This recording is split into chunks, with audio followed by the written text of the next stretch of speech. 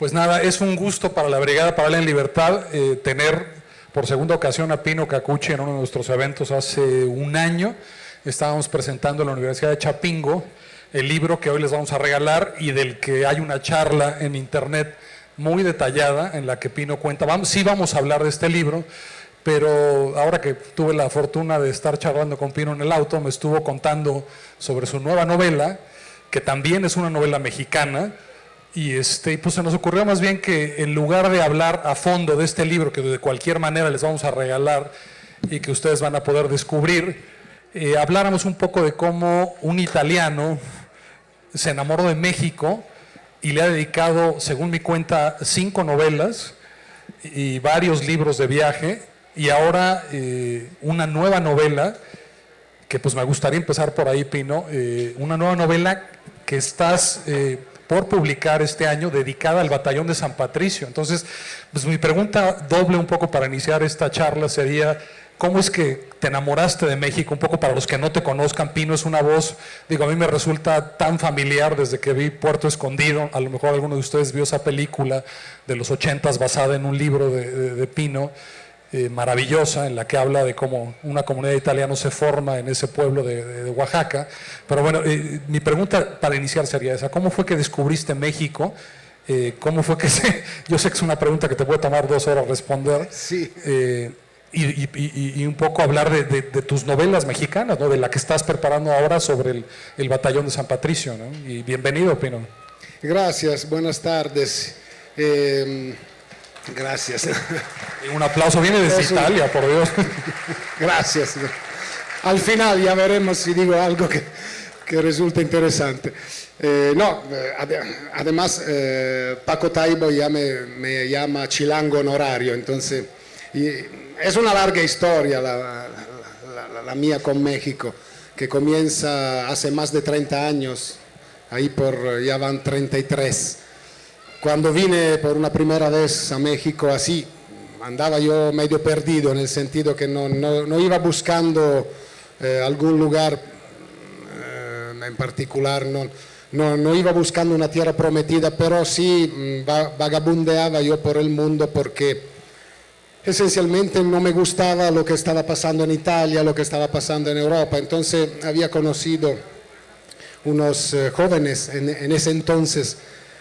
Hablamos del 82, unos jóvenes mexicanos en París que habían estudiado allá algo, entonces regresándose a México me habían dicho, me habían invitado a ir a visitarlos en la Ciudad de México y diciéndome, no te puedes morir sin conocer a México. Hasta te puedes morir en la Ciudad de México, pero hay que hacerlo por lo menos una vez en la vida. No imaginaba yo que gran parte de mi vida se iba a ligar, se iba a desarrollar en México, hasta que la mayoría de lo que yo he escrito tiene que ver con México. Que sean novelas, una novelita como esa que tenemos aquí, San Isidro Fútbol, de la cual hablaremos un poquito después, ¿no? que es un intento mío de escribir como si yo fuera un narrador mexicano, o por lo menos intentar de contar las cosas como si las contaran los mismos protagonistas, que son unos campesinos de la sierra entre Oaxaca, Veracruz y Puebla.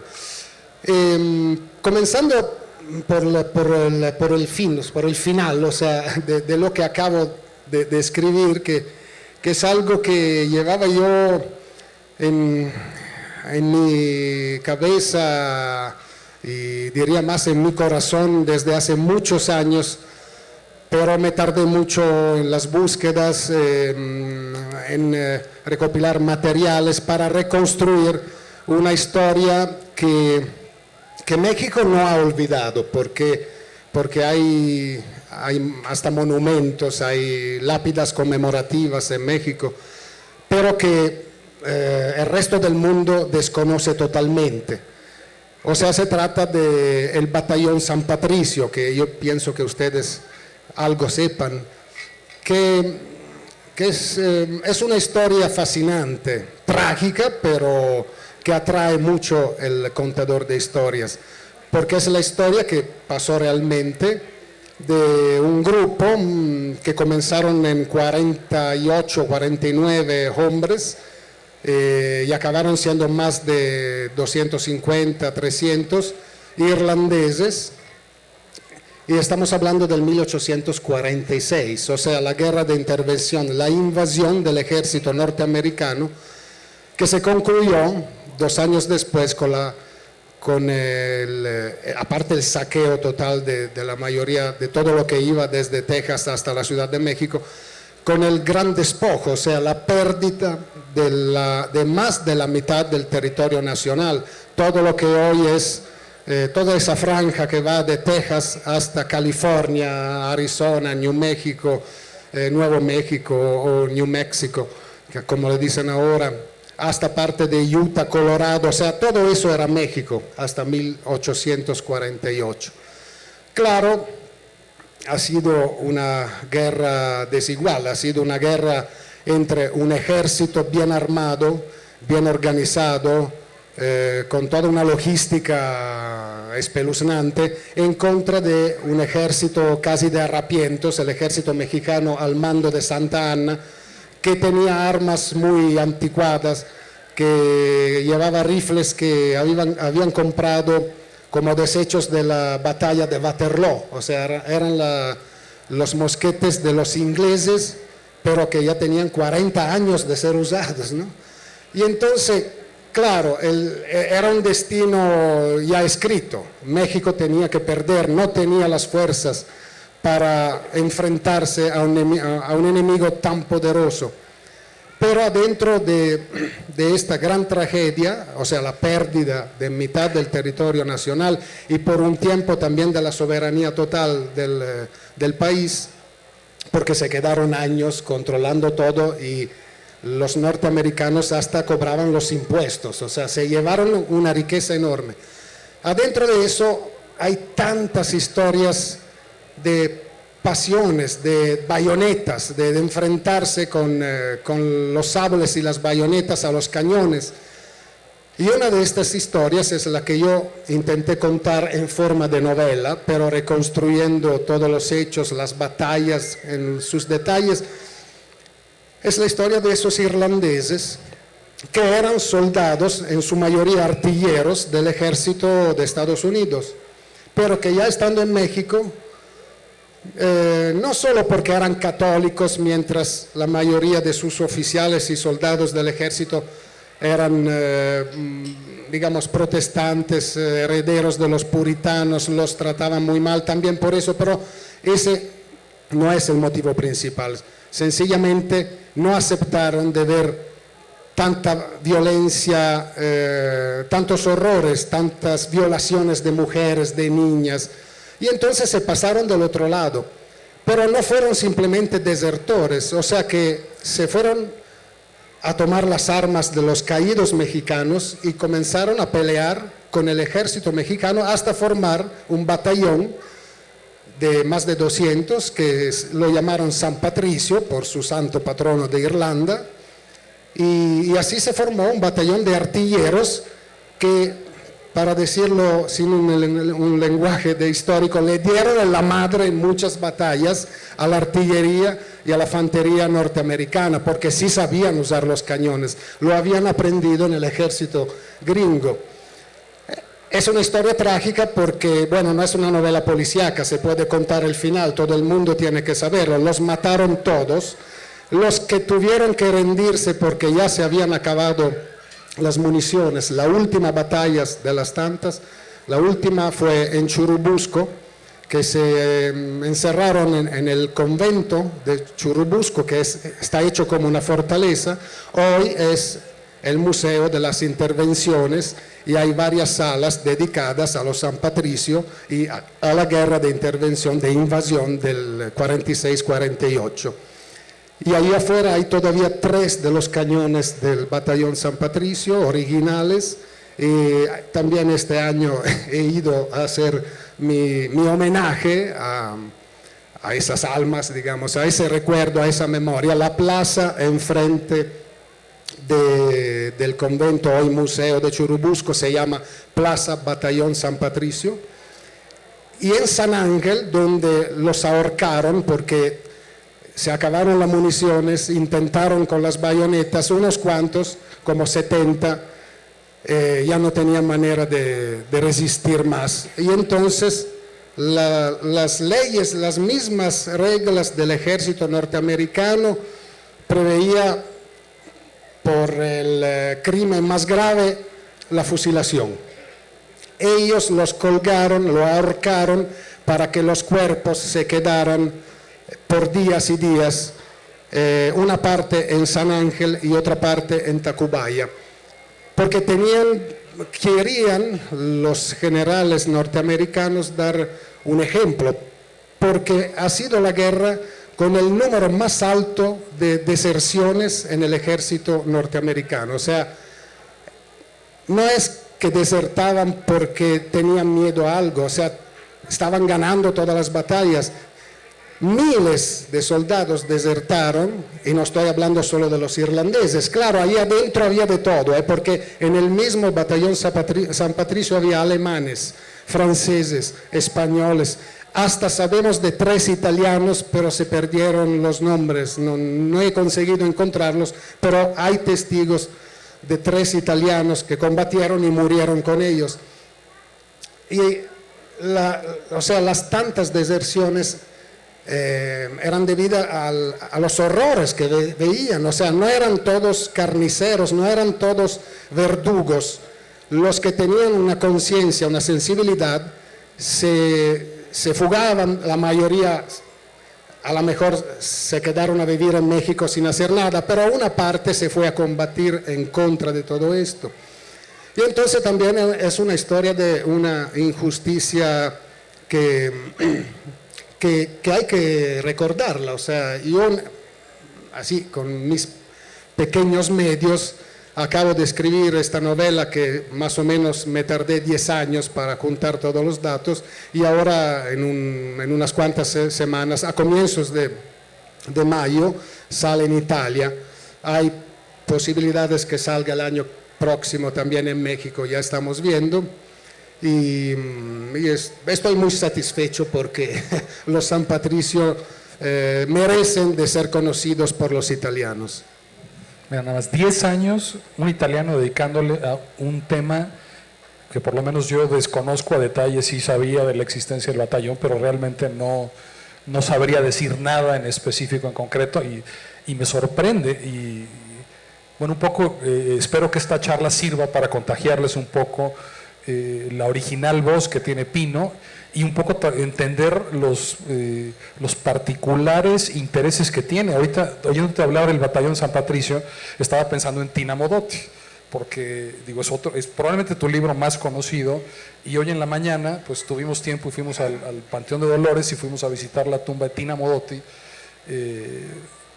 ¿Qué tienen en común esos dos libros? ¿Hay algo en común? ¿Cómo saltas de un tema como Tina Modotti al Batallón San Patricio o al San Isidro Fútbol, del que ahora hablaremos un poco, que son realmente... Estoy tratando de encontrar un común denominador, ¿o no lo hay? Sí, no, sí lo hay. Seguramente todos mis libros, todo lo que yo he escrito, cientos, miles de notas de periódico y de revistas, etcétera, todo lo que tienen en común es una gana de luchar en contra del olvido. O sea, la historia la hacen las gentes comunes, la hacen los tantos que defienden su dignidad, pero son casi siempre los olvidados. Entonces a mí me gusta escarbar en el pasado para volver a darle la vida, o sea, la palabra, a personas que se transforman, se convierten en personajes de una novela o de cuentos de viaje o lo que sea, pero que han sido personas, que han sido seres humanos que perdieron todo porque no quisieron renunciar a su dignidad.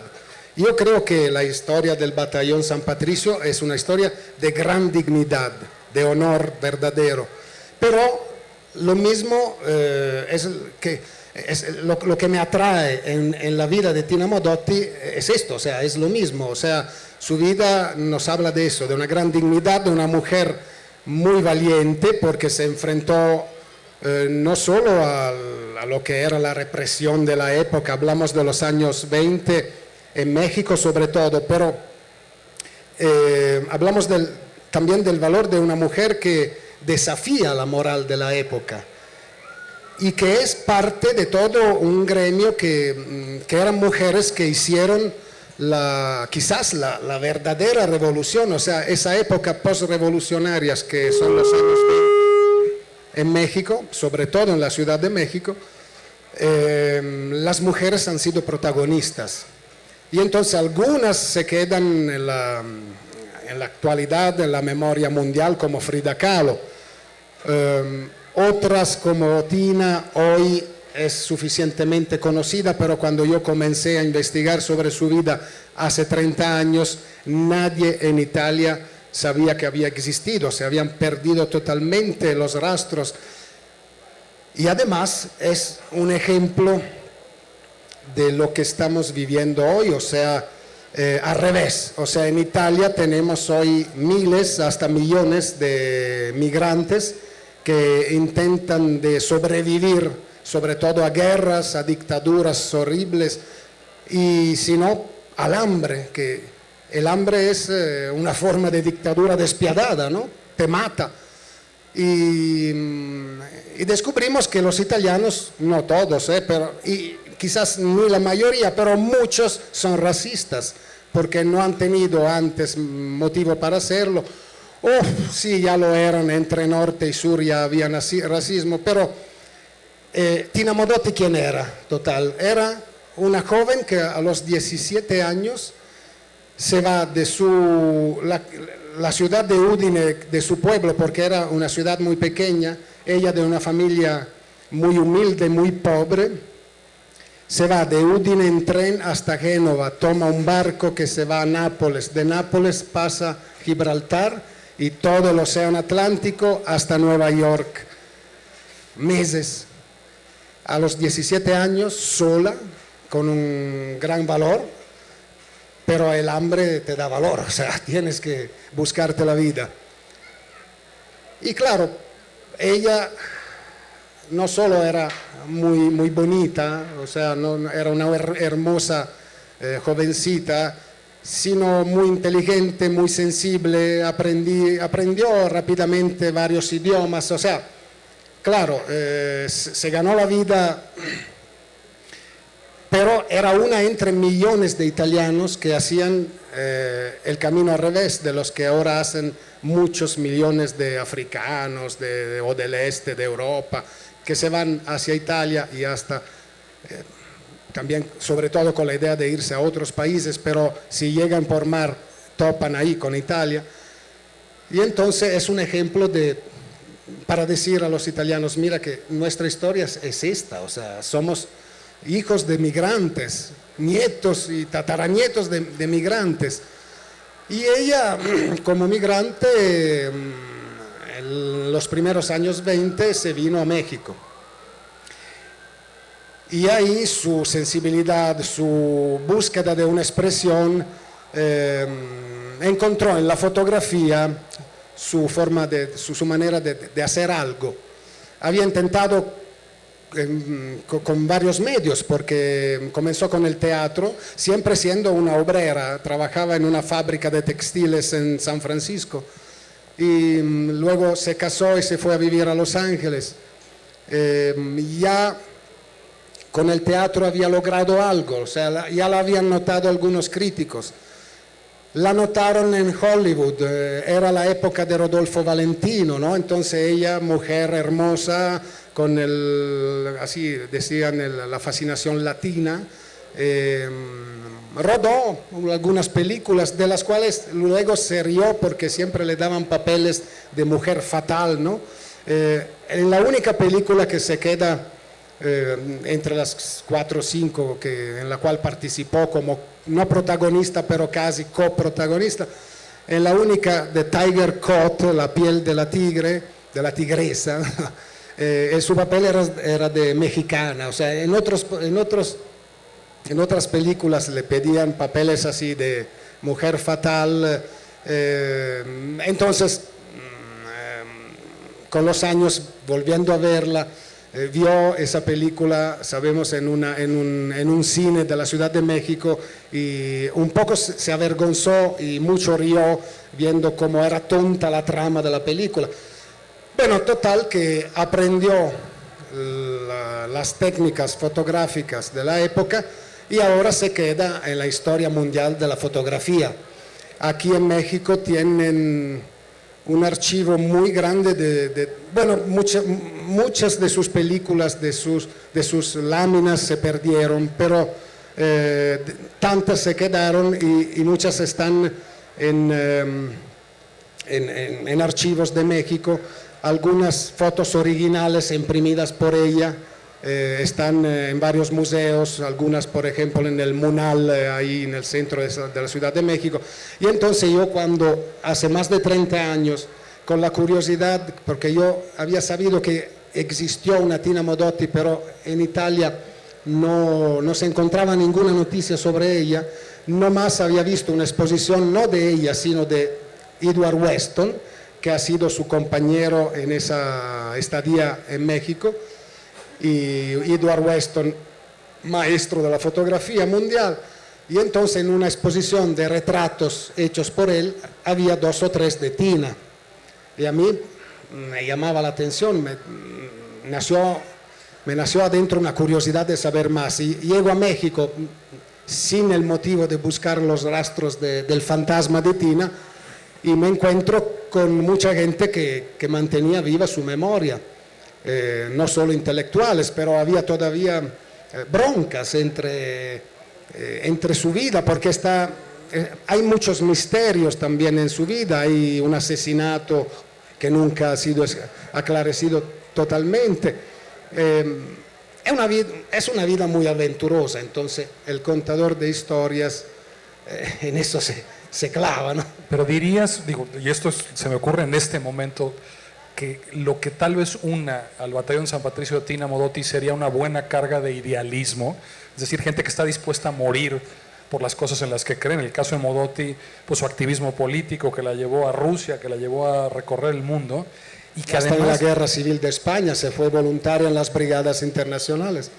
Que además tiene que ver con un poco tu trayecto personal. Tú fuiste un estudiante de izquierda, estuviste muy vinculado a los movimientos como Paco, ¿no? Esa generación que le puso botas a sus palabras, es decir, no solo tenían un discurso de solidaridad, de apertura, de cambio, sino que realmente pelearon en su momento, se pusieron entre las personas y las causas, ¿no? Entonces, porque digo, yo creo que eso es innegable. Y la otra parte, siguiéndonos un poco en el trayecto hacia atrás, porque vamos de la novela más reciente a una de las intermedias, a un poco llegando hacia San Isidro Fútbol.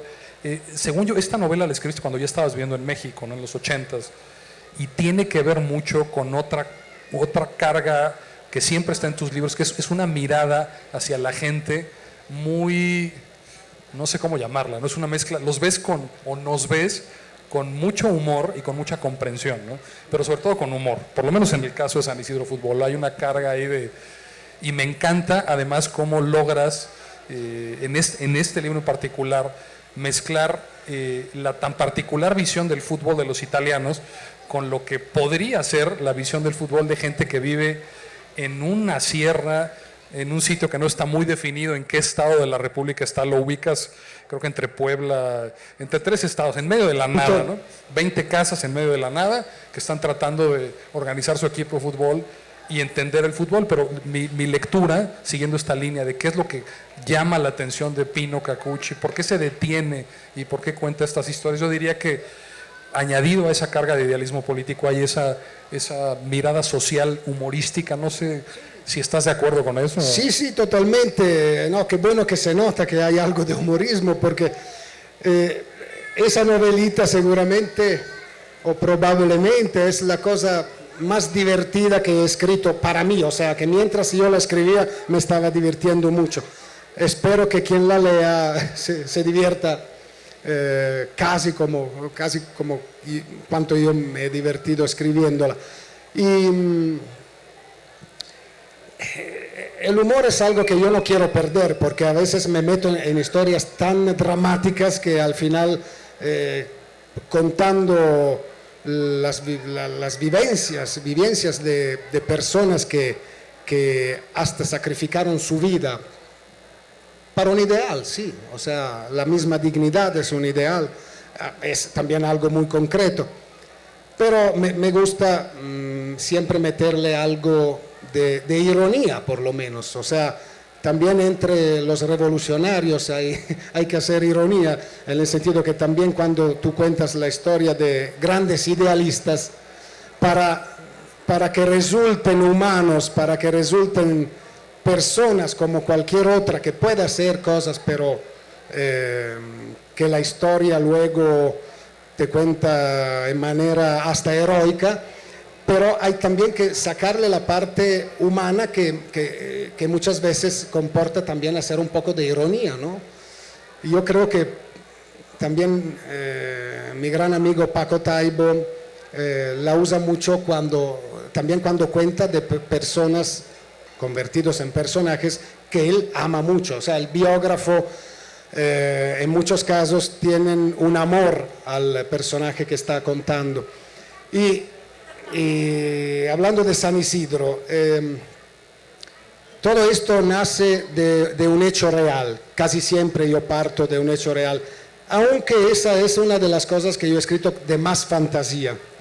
Estaba yo en Puerto Escondido, hablamos siempre de hace 30 años o más, que en ese entonces era todavía un pueblo muy pequeño, conocido por muy pocas personas, había unos cuantos italianos que ya habían llegado ahí y ahí se habían más o menos perdido.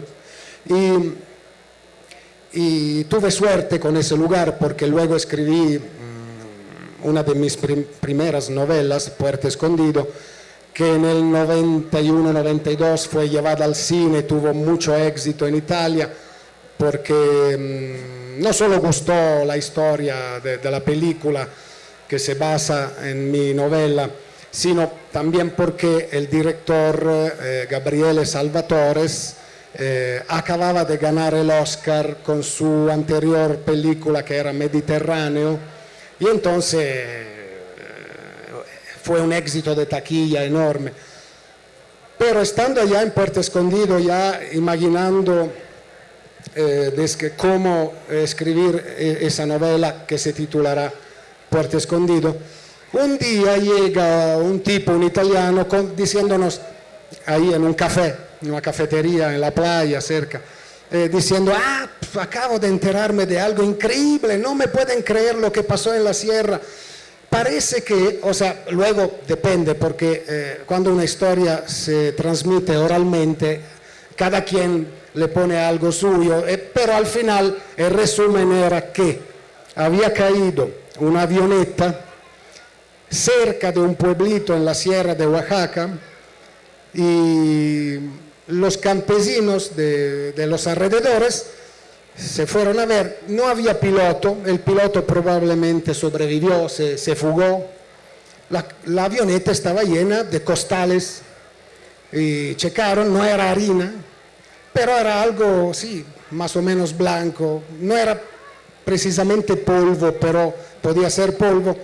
Y entonces en el cuento que me hicieron, la cosa increíble, dice, imagínate, fíjate que pensaron fuera un abono para los campos y entonces comenzaron a esparcirlo en los campos, quién sabe con cuáles efectos, con los insectos, con las plagas, ¿no? Y claro, era cocaína, ¿no? Y la historia se acaba ahí, en el sentido que llegó alguien desde afuera, se dio cuenta que esos campesinos estaban intentando de usar ese polvo blanco como si fuera un abono, un fertilizante, ¿no? Un fertilizante químico. Y dicen, no, ¿saben qué? No, párense por favor, vamos a llamar a los federales, nos armó un desmadre. Y se acabó. Y ahí comencé yo con esa cosa en la cabeza, después de unos cuantos años, ya, no, poco después de haber escrito Puerto Escondido, me invento todo lo demás, o sea, que en el pueblito sí pasa eso, pero que solo un campesino ya anciano se lleva, no un costal entero, pero poco a poco se lo lleva a su casa y lo usa como fertilizante, pero el equipo de fútbol de ese pueblito que se llama San Isidro, yo le puse nombre San Isidro porque ¿cuántos San Isidro hay? O sea, hay tantos pueblos que se llaman San Isidro que era así, simbólico, ¿no? Y entonces tienen un equipo de fútbol. Bueno, juegan a un fútbol totalmente sin reglas. Y también yo quería tomarle el pelo a los tantos aficionados al fútbol que son fanáticos allá en Italia, ¿no? También aquí, o sea, en todas partes. Y así era una manera de bromear sobre esa religión del fútbol. Y entonces tienen un importante partido contra el equipo de un rancho ahí cercano y en esa ocasión se va a jugar el partido en el campo de San Isidro, que es un desastre de campo, pero ya no tienen cal para marcar los límites. Y entonces alguien dice, pero yo sé que fulano de tal tiene él una cal, algo que le está dando. Y entonces lo convencen, le dan unas cuantas botellas de mezcal, hacen el trueque y al final usan ese polvo para marcar los límites. Y bueno, entonces luego... No les vais a contar todo. No voy a contar todo, pero pasan cosas muy raras en ese partido, ¿no? Y al final, la moraleja, ¿no? No es que hay una moral, pero a mí lo que me gustaba decir con esta novela corta, resaltar la dignidad, hasta la ingenuidad, pero sana, de gente humilde que no teniendo el vicio adentro, no pensando mal, no pasa nada, o sea, pero sí, algo pasa cuando los propietarios de la avioneta y de los costales logran localizar dónde están, entonces hay la invasión. Y entonces el pueblito se arma como puede para rechazar los invasores. Y entonces era también, sobre todo era eso, o sea, contar la sabiduría de personas humildes que no se dejan, o sea, no permiten a la arrogancia y a la prepotencia de aplastarlos. Y por lo menos en las novelas salen ganadores ellos. Otra dimensión de tu trabajo son libros, no sé cómo llamarlos realmente, porque no son guías turísticas, son libros que cuentan viajes que has hecho y los cuentan, si hay una investigación, no es un turista, estoy pensando en el libro de Baja California o en el de Mahahual, son libros que demuestran ya una raíz también local, que tratan de contar, ¿por qué? Digo, estamos hablando un poco de la voz literaria, ¿por qué también te dedicas a hacer ese tipo de libros? ¿Cuál es tu motivación? ¿Qué es lo que encuentras en ese tipo de narraciones, ¿no? ¿Sí se escuchó? Antes no se escuchaba. ¿Y ahora? Estaba bien. Mejor este. Entonces sigo como antes. A ver, es una encuesta rápida. El otro. Hay 3. A ver, sí. Sí se escucha, bueno, sigo. Muy bien. Ya se convirtió eso en casi en una forma de hacer guías alternativas. O sea, yo nunca me canso, ojalá que con los años pueda seguir un rato más viajando por tantas partes de México. No pierdo la curiosidad, nunca me canso de buscar y sobre todo de escuchar. Yo aquí en este país siempre encuentro tantas personas que tienen historias muy interesantes que al final uno dice, bueno, quién sabe si será verdad o si será mentira, pero al final está bien contada y entonces pruebo yo a contarla. Y eso me pasa cuando pienso que algún lugar tiene un interés. Puede ser en el paisaje, pero a mí el paisaje en realidad es la última cosa que me atrae. Me atraen las gentes que ahí viven y que son el alma del lugar, ¿no? Y entonces junto historias del pasado, cuento la realidad del hoy y poco a poco nacieron así unos cuantos libros. El último ha sido Mahahual. Mahahual estuve hace un mes ahí, es un pueblito en la costa de Quintana Roo, al fondo, o sea, al extremo sur, ya frontera con Belice, y muy chico, y si uno se pasa una semana ahí, dice, sí, bueno, qué bonito todo, el mar del Caribe, el arrecife, los manglares, pero ya una página ya contaste todo. Y no, en 2 o 3 años que fui allá, había mucho que contar. Historias y leyendas de corsarios y piratas, por ejemplo, hay muchísimas. Pasó de todo en esas playas y en esos mares. Además, ahí hay una laguna de Bacalar donde los corsarios ingleses habían aprendido cómo entrar y atacar a una fortaleza española. Y entonces ya solo escarbando en eso, hasta como Salgari puedes hacer, ¿no? Hay historias reales muy atractivas para mí. Por ejemplo, Quintana Roo, el Estado dice, esta es la cuna del mestizaje, porque ahí nacieron los primeros hijos de un español y una indígena maya, pero nacieron del amor. O sea, los dos estaban enamorados, no nacieron de la violación de las tantas que hicieron los conquistadores.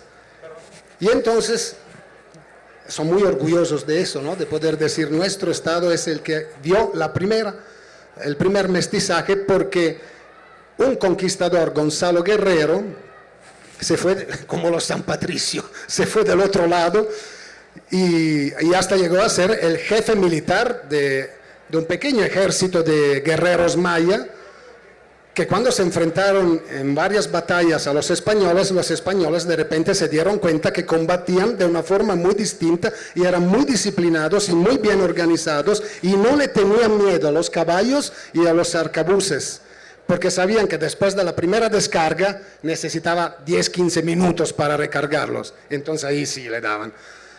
Y porque habían aprendido la manera de combatir por Gonzalo Guerrero. Gonzalo Guerrero se acaba así, muriendo en la última batalla en contra de los españoles, y es un símbolo muy fuerte.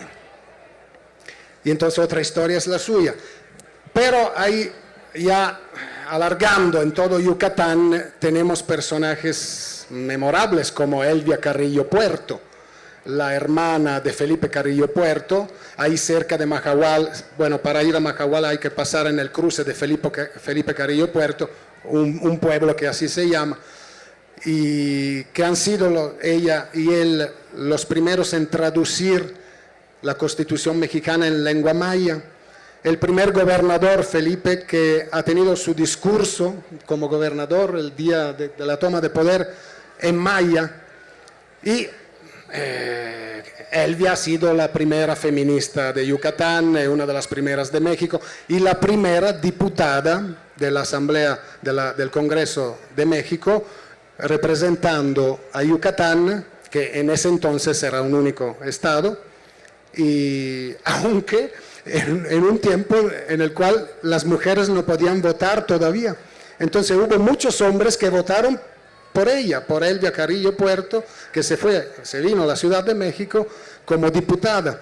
Y entonces otra historia. Y así poco a poco se formó un libro de tantas historias del pasado, con mucha ironía hacia lo que es el presente, porque la parte más de humor es donde describo la invasión cada 2-3 días de los cruceros. Ahí llegan barcos de 5 o 6 mil personas de Miami y hacen un desmadre que luego la basura que dejan no se puede imaginar. Se emborrachan hasta que se los llevan con carritos a su crucero. Y entonces ahí le puse mucho humor porque hay un poco que divertirse, también que ofenderse por cómo ellos tratan las tierras que pisan, pero bueno. Y otro así es el de Baja California, que yo titulé Las ballenas si lo saben, porque el motivo es que en Baja California tenemos uno de los pocos santuarios de las ballenas, la ballena gris, que si no se extinguió totalmente es gracias a México, porque mientras Estados Unidos continuaban con las matanzas, México hace muchísimos años decretó que esa zona era santuario, no se podían matar adentro de 3 lagunas muy grandes donde van a parir y hacer el amor y regresan. Se puede decir que todas las ballenas grises que existen son mexicanas porque solo aquí nacen, o sea, son de Baja California. Entonces así, o sea, son historias que yo junto y al final son libros que muchos italianos usan como guía, o sea, me escriben en Facebook o en Twitter, ya no sé cuántos, diciendo, leí tu libro sobre Baja California, este año con mi pareja fuimos a hacer el mismo recorrido que tú describes. Muchos otros, fuimos a Mahahual, hicimos todo un recorrido leyendo tu libro. Son guías alternativas entre actualidad, historia y leyendas. Fíjate que me contestaste la pregunta, no exactamente diciéndolo, lo voy a decir yo porque creo que encontré algo y ya me dirás tú si es tu batalla contra el olvido, o sea, esa necesidad de contar historias se ha transformado en la vida real en personas que la están viviendo. Que esa es otra cosa, creo que es muy importante el trabajo que has hecho. O sea, no solo le estás contando a México, a una buena parte de Europa y del mundo, sino que estás logrando que la gente tenga ganas de vivir esas historias. O sea, esa batalla ya la ganaste. No es solo que leyeron las historias que a ti sino encarnaron, se convirtieron en un proyecto de vida y en un proyecto de viaje, ¿no? Entonces, por eso los libros de viaje. Yo no entendía por qué un escritor de tanto talento hacía...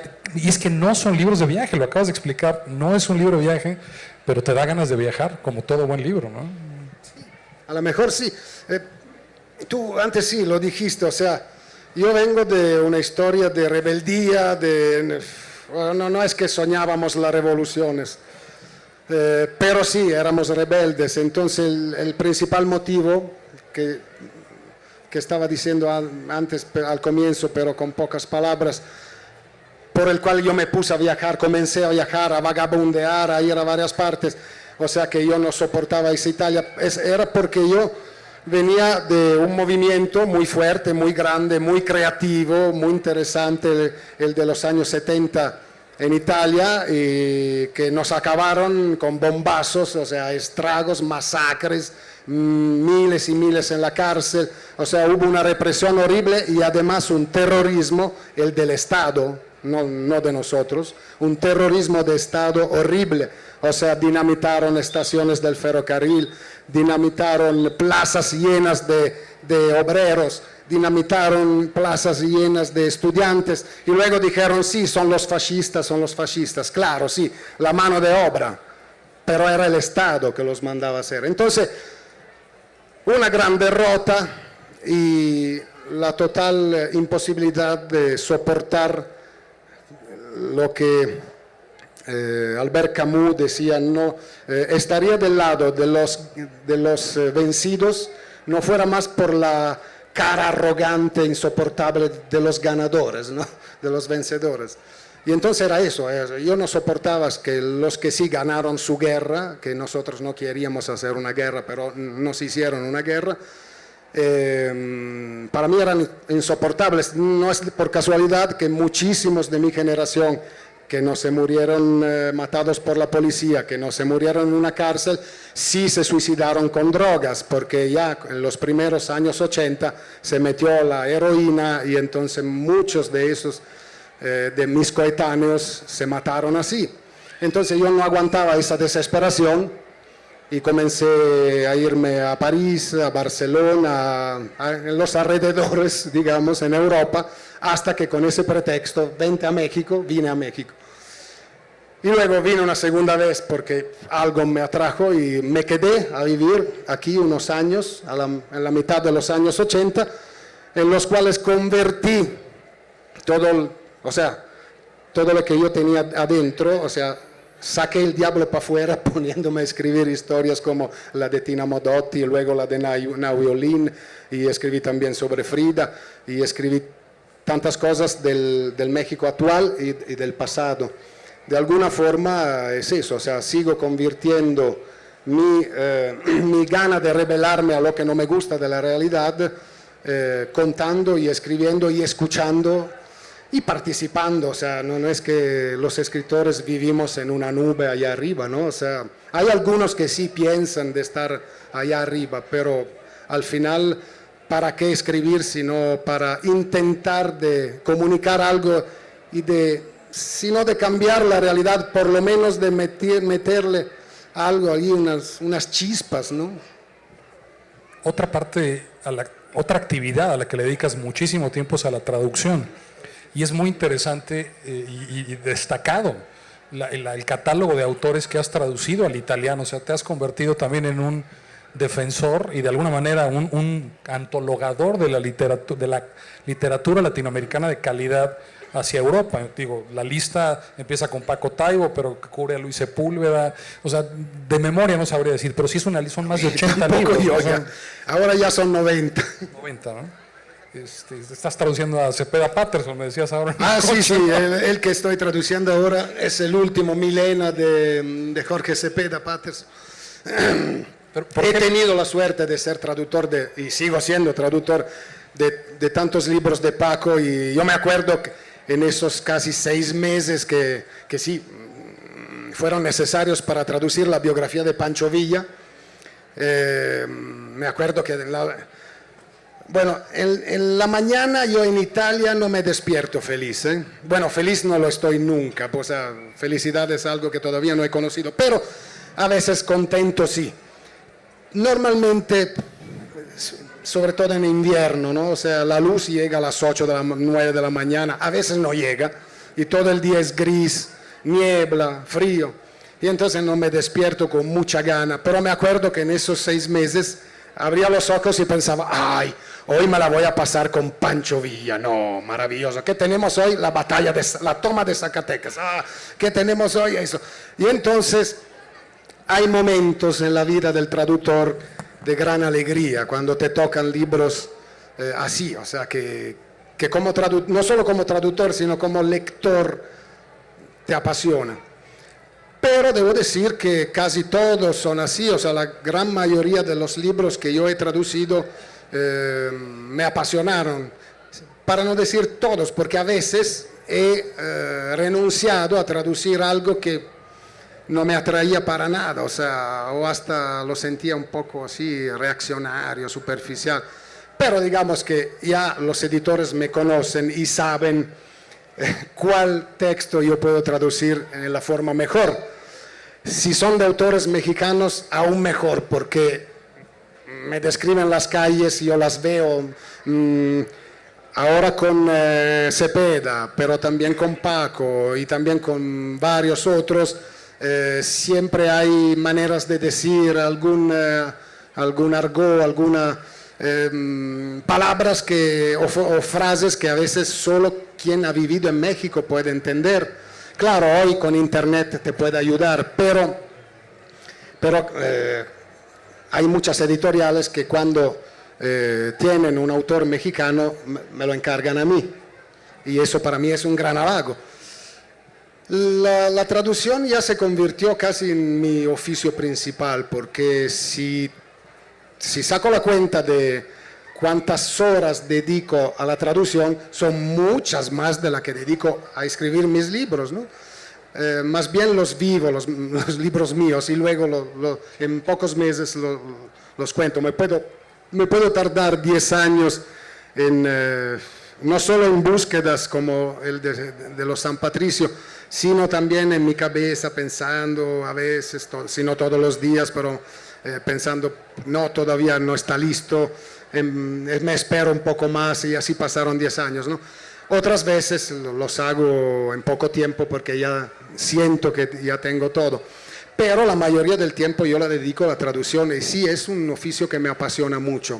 Me ha dado muchas satisfacciones. La única que no tenemos en Italia es la económica, porque no pagan mucho las traducciones. Pero todo el mundo de la editoría es un mundo pobre, ya empobrecido, en la crisis perenne y ahora en la crisis total. Están cerrando muchas librerías en Italia, hasta editoriales desaparecieron, salen muchos menos libros que antes y ya en tirajes más reducidos. O sea, la crisis está pegando fuerte en Italia, muy fuerte. Todavía no hemos llegado a lo peor, tenemos quién sabe cuánto, pero ya no es una crisis, ya es otra forma de vivir. O sea, ya no se puede volver atrás, o sea, ya lo que hemos conquistado lo hemos perdido, y entonces más que de una crisis hay que cambiar, hay que hablar de un cambio epocal. Como dijo uno de los hombres más ricos del mundo, sí, esta es una guerra de clase, nosotros la hemos desatado y la estamos ganando. Eso lo ha dicho un señor que es entre los 5 hombres más ricos del mundo. Y entonces ya con eso, ¿no?, se explica todo. Pero a pesar de la tristeza de la situación editorial en Italia, yo ya tengo, o sea, ya tengo un oficio, ya tengo una, no digo cómo definirla, no una autoridad, pero ya saben que ya sé traducir, entonces no me falta trabajo. Y es un trabajo que sigue gustándome mucho. Pues bueno, está el reloj ya sobre nosotros, pasó 1 hora, a mí se me fue volando, espero que a ustedes igual. Digo, en aras de tener un poco de diálogo, tenemos 5 minutos para preguntas, entonces si alguien quiere hacer una pregunta, ¿te puedes acercar para hacerle al micrófono? Y por favor que sea breve para que no nos pasemos, porque ya tenemos a Lorena aquí y nos gusta ser muy puntuales, ¿no? Buenas tardes. Bueno, del libro de Tina Modotti ya nos explicó la relación de escribir sobre Modotti, el batallón de San Patricio, sobre esas historias de dignidad. ¿Por qué escribir sobre Nahui Olin? ¿Qué he escrito sobre Nahui Olin? Ajá, ¿por qué le llamó la atención de escribir sobre Nahui Olin, siendo que ella pues era mexicana, de clase acomodada y no era propiamente una como extranjera o alguien que estuviera huyendo de algo? Sí, es que ya buscando noticias, datos y materiales sobre Tina, hay que contar que era amiga de Frida. Y ya hablando de esas dos, aparece Nahui Olin. Y luego muchas otras, Nelly Campobello, Antonieta Rivas Mercado, o sea, las tantas mujeres que fueron protagonistas de esa época única en la historia. Y hubo un día que yo pensé, nadie en Europa conoce a Nahui Olin, se perdió totalmente la memoria, pocos la recuerdan en México. Tengo bastante material para seguir juntando y buscando. Y entonces no es que escribí una biografía, sino una novela que pero también es su biografía. Y vamos a lo mismo, o sea, era sí una rebelde. Sí, de familia acomodada, pero tan rebelde que se fue de esa familia, además porque su apellido era Mondragón, y entonces su papá era el gran hijo de puta del general Manuel Mondragón, que mató a Francisco Madero. O sea, todo el mundo habla de Huerta, pero Huerta por unos días se quedó indeciso. Era Manuel Mondragón que hizo el golpe de Estado, que desde la ciudadela bombardeaba el centro de la ciudad. Solo que era tan listo el cabrón que logró escaparse de la historia, o sea, casi nunca se habla de él y fue el peor de los peores, el más sangriento, era un verdugo. Y entonces con ese apellido, cuando se va de su casa, Y bueno, por suerte su papá se muere de cáncer en el exilio, así que ya no tenía ni que tener lazos con él. Se cambia de nombre, o sea, Nahui Olin, nombre náhuatl. Y claro que en comparación con una Tina Modotti, comunista, revolucionaria, una Frida a su manera comunista, revolucionaria y muy comprometida, o sea, hasta los últimos de sus días, hasta, no digo el último, pero casi Frida ha ido a una marcha en contra de algo, ¿no? Para América Latina, no sé si había una invasión en ese entonces, una de las tantas de Nicaragua y todo eso. Nahui muy pronto en su vida se alejó de la lucha, pero estuvo ahí, o sea, era una de las que contribuyeron a cambiar algo, más bien con su forma de ser. No era una militante, no, nunca militó en algún movimiento, pero era una de las pocas mujeres entre las primeras de ese sindicato de artistas y escritores, etcétera, etcétera, fundado por Diego Rivera y etcétera, y varios obreros y artistas. Y ella estaba, de alguna forma sí estaba militando, pero la suya no es una vida de militancia, o sea, pero sí, según yo, merece ser conocida, no solo por su belleza, no solo porque la vemos en los murales de Diego Rivera, o sea, también tenía yo la gana de, ¿cómo se dice?, de contrarrestar, balancear una injusticia, o sea, quien la recuerda siempre la recuerda como la musa de los artistas, el modelo, la modelo de los pintores y muralistas. Y no, ella era artista, era poeta, poetisa, era escritora, ha escrito ensayos muy raros donde hay que reconocer que se adelantó en descubrimientos científicos, ha escrito poemas muy apasionantes y apasionados. Era pintora, bueno, alguien puede decir sí, pero sus pinturas, hay algunas pero que son muy interesantes, muy fuertes, como ahí se ve el carácter, y era una gran pianista, pero se perdieron las músicas que era compositora, era tantas cosas, entonces, ¿para qué no recordar también todo lo demás y no solo porque ha sido la modelo de unos pintores o la modelo de unos fotógrafos? Como otra vez vamos a Edward Weston, que nos dejó unos retratos de Nahui Olin maravillosos.